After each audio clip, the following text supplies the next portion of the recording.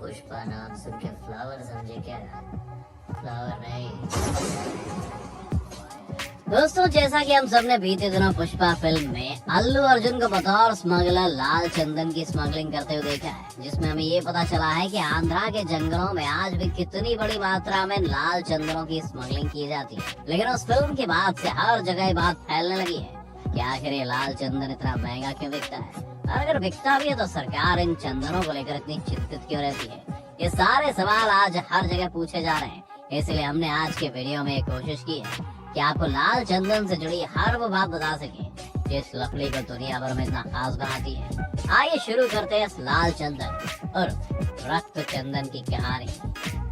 दोस्तों, लाल चंदन की बात करना इसलिए भी जरूरी है क्योंकि बतौर भारतीय हमारे लिए अनोखी बात है कि प्रकृति ने लाल चंदन सिर्फ हमारे देश को ही दिया है। जी हाँ, ये चंदन सिर्फ भारत में ही पाया जाता है। लाल चंदन के पेड़ ज्यादातर तमिलनाडु से लगे आंध्र प्रदेश के 4 जिलों चित्तूर, कड़पा, कुरनूल और नेल्लोर में फैले शेषाचलम के पहाड़ी इलाकों में उगते हैं। लगभग 5 लाख वर्ग हेक्टेयर में फैले इस जंगली क्षेत्र में पाए जाने वाले इस अनोखे पेड़ की औसत ऊंचाई 8 से 11 मीटर होती है और बहुत धीरे धीरे बढ़ने की वजह से इसकी लकड़ी का घनत्व बहुत ज्यादा होता है। जानकार बताते हैं कि लाल चंदन की लकड़ी अन्य लकड़ियों से उलट पानी में तेजी से डूब जाती है क्योंकि इसका घनत्व यानी कि डेंसिटी पानी से ज्यादा होता है।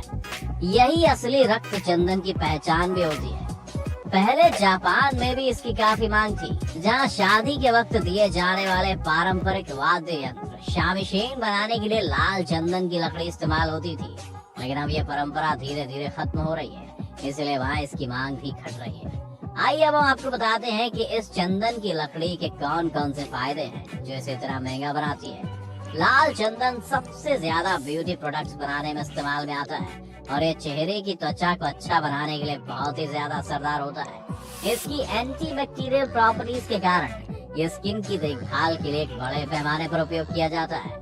लाल चंदन पाउडर के रूप में भी बेचा जाता है, लेकिन ये बिल्कुल बारीक पिसा नहीं होता। त्वचा की देखभाल के लिए इसके पाउडर का उपयोग किया जाता है। इसके साथ ही ये चेहरे के दाग धब्बों को कम करने और मुहासों के इलाज में बहुत कारगर है। इसमें कूलिंग प्रॉपर्टीज होती है जो सूरज की रोशनी से स्किन टैन को दूर करने में भी मदद करता है। इसके अलावा लाल चंदन के पाउडर को मेडिकल उपयोग में भी लाते हैं। खास तौर से जब कोई अंग सूज जाता है तो लाल चंदन के पाउडर का लेप उस सूजन को तुरंत खत्म करने में बहुत कारगर होता है। इसके साथ ही इसके एंटी बैक्टीरियल प्रॉपर्टीज के कारण ही इसे शरीर के उन हिस्सों पर लगाया जाता है जहाँ बैक्टीरियल इन्फेक्शन फैल गया हो, खास तौर पर वो इन्फेक्शन जो बहुत आसानी से खत्म हो जाता है, क्योंकि अभी तक कैंसर की कोई दवा बहुत दावे के साथ नहीं खोजी गई है। इसीलिए इस चंदन पर भी थोड़ा बहुत ये दावा किया जाता है कि शरीर में पनप रहे शुरुआती दौर के कैंसर को खत्म करने की क्षमता रखता है,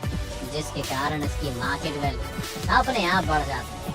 अब पूरी दुनिया में अगर इसकी मांग की बात करें तो ये लाल चंदन मुख्य रूप से इसलिए भी फेमस है क्योंकि इससे बनने वाले फर्नीचर काफी सुंदर और शानदार होते हैं। इसके अलावा शराब बनाने में भी इसकी लकड़ी का इस्तेमाल किया जाता है, इसीलिए इस लकड़ी की मांग वैसे तो दुनिया भर में, लेकिन इस समय सबसे ज्यादा चाइना में है।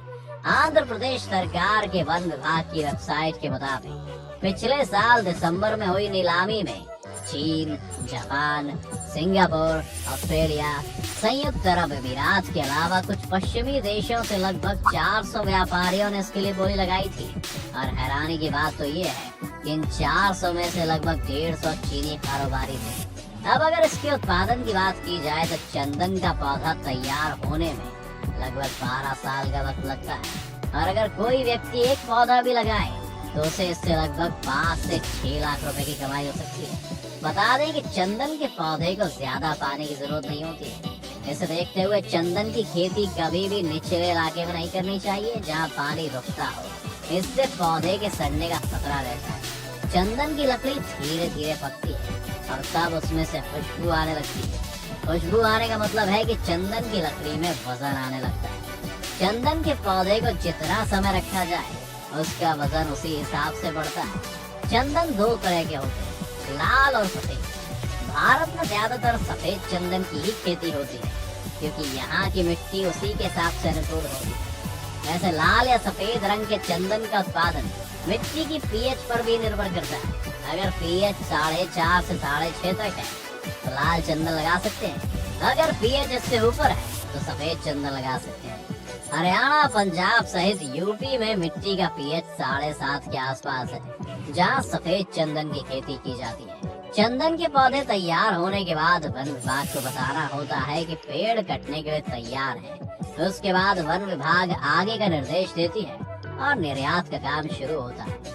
बता दें कि चंदन दुनिया का सबसे महंगा पेड़ है, क्योंकि इसकी लकड़ी प्रति किलो 27,000 रुपए के आसपास बिकती है और एक पेड़ से लगभग 15 से 20 किलो लकड़ी निकल जाएगी, जिसे बेचने पर 5 से 6 लाख रुपए की कमाई होती है। जानकारी के लिए बता दें कि चंदन के पौधे सरकार की तरफ से बेचे जाते हैं। इसमें किसी प्राइवेट एजेंसी का रोल नहीं होता। अभी सरकार ने चंदन के निर्यात पर भी रोक लगा रखी है। प्राइवेट एजेंसी इस चंदन का निर्यात नहीं कर सकती। ये काम सिर्फ सरकार ही कर सकती है। यानी कि खेती कोई भी कर ले, लेकिन उसकी कुल्हाड़ी का निर्यात सिर्फ सरकार ही करेगी। दरअसल 1994 के बाद इस दुर्लभ प्रजाति के पेड़ की कटाई पर रोक लगा दी गई। वैसे आंध्र प्रदेश से बाहर ले जाना भी गैर कानूनी करार दे दिया गया। और आपको तो पता है, कानून बनने से पहले ही लोग उसे तोड़ने के लिए तैयार रहते हैं। और जब तस्करी के बाजार में 1 टन की कीमत 3 करोड़ तक मिल रही हो, तो तस्कर भी अपनी जान की बाजी लगाने के लिए तैयार हो जाते हैं। इस पूरे प्रोसेस में कोई एक आदमी नहीं होता है, इसका पूरा का पूरा नेक्सस होता है।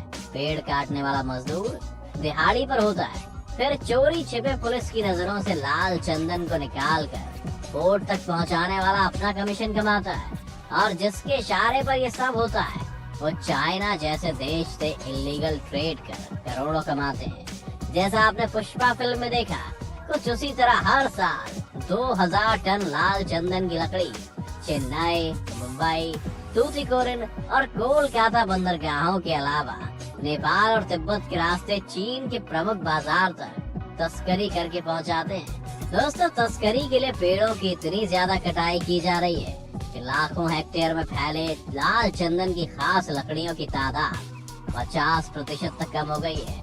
लेकिन तस्करी इतनी भी आसान नहीं होती है, वो भी तब जब STF यानी स्पेशल टास्क फोर्स खुद उसकी निगरानी में लगे हों। फिर भी न तस्कर रुकते हैं और न उन्हें रोकने के लिए पुलिस, और उनके बीच मुठभेड़ चलती ही रहती है। 2015 में तो इस तस्करी को रोकने के लिए एक साथ 20 तस्करों का एनकाउंटर भी कर दिया गया था और एक बड़ी संख्या में गिरफ्तारी भी हुई। और आपको ये भी बता दूं कि तस्करी करते हुए पाए जाने पर 11 साल तक की सजा का प्रावधान होता है। तस्करी को रोकने के चक्कर में बहस खून में अखबारों ने खूब सुर्खियां भी बटोरी, पर ना तो तस्कर रुके और ना ही तस्करी, और ये धरपकड़ आज तक चल रही है। और इसी वजह से लाल चंदन को रक्त चंदन भी कहते हैं। दोस्तों, ये थी लाल चंदन से जुड़ी हर वो जानकारी जो आपके लिए बहुत ज्यादा जरूरी है। इसीलिए पुष्पा फिल्म देखने वालों से अनुरोध है कि इस वीडियो को लाइक और शेयर जरूर करें। साथ ही आपको पुष्पा मूवी कैसी लगी हमें कमेंट करके जरूर बताएं। और इसी तरह के और भी इंटरेस्टिंग वीडियोस देखते रहने के लिए चैनल को सब्सक्राइब कर बेल आइकन जरूर दबाएं। हम मिलेंगे अगले वीडियो में।